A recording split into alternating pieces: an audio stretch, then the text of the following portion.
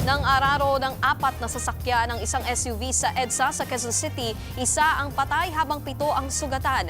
Narito ang Express Report ni Nina Ongpauco. Pasado alas 5 ng umaga kahapon, maluwag ang trapiko sa northbound lane ng EDSA Oliveros Drive sa Quezon City. Maya-maya, biglang sumulpot ang itim na SUV at nang araro ng 4 na sasakyan. Hindi kita sa CCTV pero unang nasalpok ang pickup hanggang sa nawalan ito ng kontrol. Damay rin ang isang taxi at 2 motorsiklo. Sa lakas ng banggaan, tumilapon ang magkakaangkas. Wasak ang bubong ng itim na SUV na ito matapos magkarambola sa bahagi ng EDSA Oliveros Drive sa Quezon City habang isa ang kumpirmadong nasawi sa 3 sakay ng SUV na ito.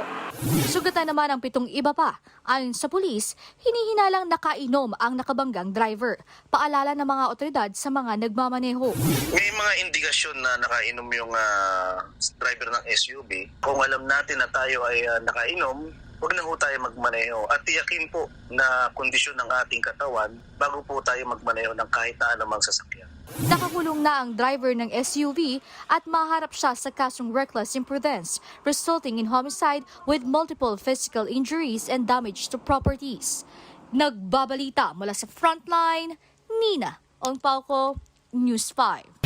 Mga kapatid, Nikki de Guzman po. Para sa pasada ng mga rumaratsyadang balita, mag-follow at mag-subscribe na sa social media pages ng News 5.